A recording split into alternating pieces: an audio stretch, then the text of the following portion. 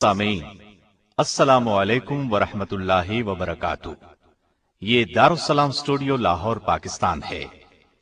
دارالسلام studio کی طرف سے جرنیل صحابہ کے سلسلے کی دوسری پیشکش سیدنا خالد بن ولید رضی اللہ عنہ پیش خدمت ہے۔ اس سلسلے کی پہلی کڑی تھی سیدنا ابو عبیدہ بن جراح رضی اللہ عنہ۔ دلچسپ ترین پیرائے میں ایک انوکھا تحفہ۔ یہ تحفہ اس لیے بھی افادیت کا حامل ہے کہ ہماری نوجوان نسل کو اپنے اسلامی سپہ سالاروں کے حالات سے بآسانی آگاہی ہو سکے گی۔ ایک عظیم جرنیل کی کہانی جس نے روم اور فارس کے ایوانوں میں لرزہ طاری کر دیا، جسے نبی اکرم صلی اللہ علیہ وسلم نے سیف اللہ کا خطاب دیا۔ تو آئیے سنتے ہیں سیدنا خالد بن ولید رضی اللہ عنہ۔ پیشکش محمد طارق شاہد۔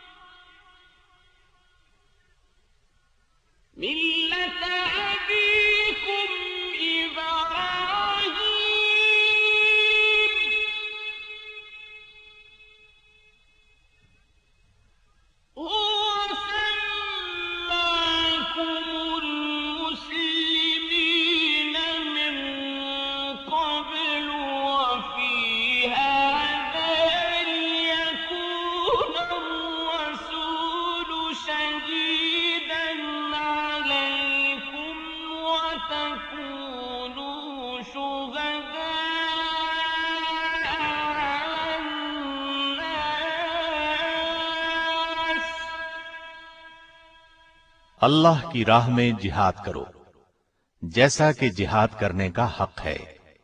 اسی نے تمہیں برگزیدہ بنایا ہے اور تم پر دین کی کسی بات میں تنگی نہیں ڈالی، اور تمہارے لیے تمہارے باپ ابراہیم کا دین پسند کیا۔ اللہ نے پہلے یعنی پہلی کتابوں میں تمہارا نام مسلم رکھا تھا، اور اس کتاب میں بھی تمہارا یہی نام رکھا ہے۔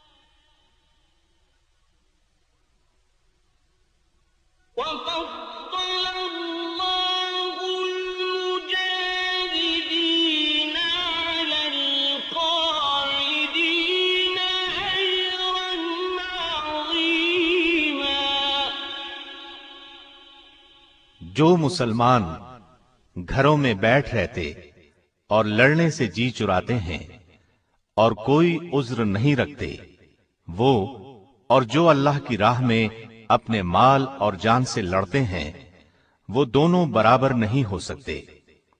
اللہ نے مال اور جان سے جہاد کرنے والوں کو بیٹھ رہنے والوں پر درجے میں فضیلت بخشی ہے، اور گو نیک وعدہ سب سے ہے، لیکن اجر عظیم کے لحاظ سے اللہ نے جہاد کرنے والوں کو بیٹھ رہنے والوں پر فضیلت بخشی ہے۔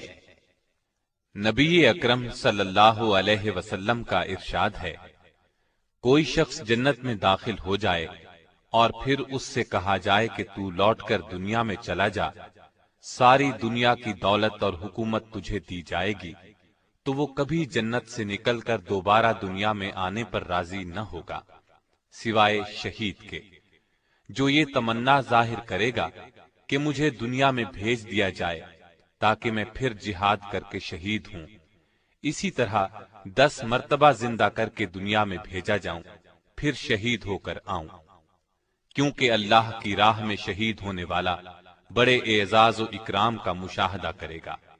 نبی صلی اللہ علیہ وسلم نے یہ بھی فرمایا، میری تمنا ہے میں اللہ تعالی کی راہ میں قتل کیا جاؤں اور پھر مجھے زندہ کیا جائے، پھر قتل کیا جاؤں، پھر زندہ کر دیا جائے، پھر قتل کیا جائے۔ قرآن کریم کی آیات اور احادیث مبارکہ آپ نے ملاحظہ فرمائی، ان سے جہاد کی فضیلت بخوبی واضح ہے، تو کیوں نہ آج اسلام کے ایک عظیم مجاہد سیدنا خالد بن ولید رضی اللہ عنہ کی زندگی کے حیرت انگیز، چونکا دینے والے اور جہاد کی روح کو بیدار کر دینے والے واقعات سنیں۔ آپ کا جواب یقیناً ہاں میں ہوگا، تو پھر سنیے۔ سیدنا خالد بن ولید غزوہ احد میں ابھر کر سامنے آئے۔ یہ اس وقت کفار مکہ کے لشکر میں شامل تھے اور ایک دستے پر سالار تھے۔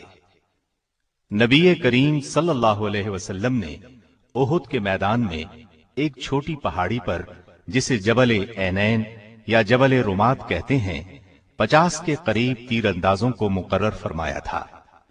احد پہاڑ اور اس پہاڑی کے درمیان ہموار میدان ہے جہاں یہ جنگ ہوئی۔ اس پہاڑی پر تیر اندازوں کو اس لیے مقرر فرمایا تھا تاکہ دشمن پیچھے سے حملہ نہ کر سکے۔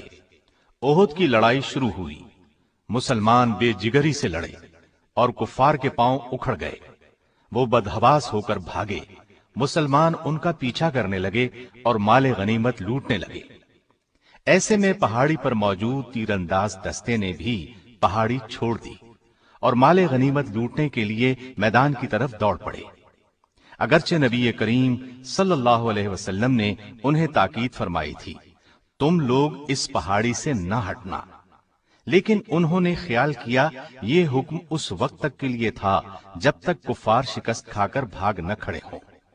ان کے سالار عبداللہ بن زید نے انہیں روکا بھی تھا، لیکن وہ نہ رکے، وہ اپنے چند ہمراہیوں کے ساتھ وہیں کھڑے رہے۔ ادھر بھاگتے دشمنوں میں سے خالد بن ولید کی نظر اس پہاڑی پر پڑی۔ ان کی تیز نظر نے فوراً بھانپ لیا کہ اس طرف سے مسلمان غافل ہیں اور ان پر دوبارہ حملہ کیا جا سکتا ہے۔ پس وہ اپنے دستے کے ساتھ مسلمانوں پر ٹوٹ پڑے اور اس طرح غزوہ احد میں دردناک صورتحال پیش آئی۔ یہ خالد بن ولید کی جنگی صلاحیت تھی جس نے مسلمانوں کے پاؤں اکھاڑ دیے۔ گویا اسلام لانے سے پہلے بھی یہ اپنی صلاحیتوں کا لوہا منوا چکے تھے۔ اسلام نے ان کی شخصیت میں جو جلا پیدا کی، اب اس کا حال سنیے۔ اپنے اسلام لانے کا واقعہ خود انہی کی زبانی سنیے۔ فرماتے ہیں، خالد بن ولید فرماتے ہیں، اسلام قبول کرنے سے پہلے میں قریب ہر مارکے میں رسول اللہ صلی اللہ علیہ وسلم کے مقابلے میں خم ٹھونک کر آیا، لیکن ہر مرتبہ آپ کا رعب اور دبدبہ میرے دل پر طاری ہوا، یہاں تک کہ اللہ تعالی نے میرے دل میں اسلام کی محبت پیدا کر دی۔ ایک مرتبہ رسول اللہ صلی اللہ علیہ وسلم اپنے صحابہ رضی اللہ عنہم کو میدان جنگ میں ظہر کی نماز پڑھا رہے تھے۔ میں نے دل میں سوچا یہ بہت اچھا موقع ہے، اس وقت حملہ کر دیا جائے تو مسلمانوں کو زبردست نقصان پہنچایا جا سکتا ہے، لیکن حوصلہ نہیں پڑ رہا تھا۔ مجھے یوں لگا جیسے کوئی غیبی طاقت مجھے روک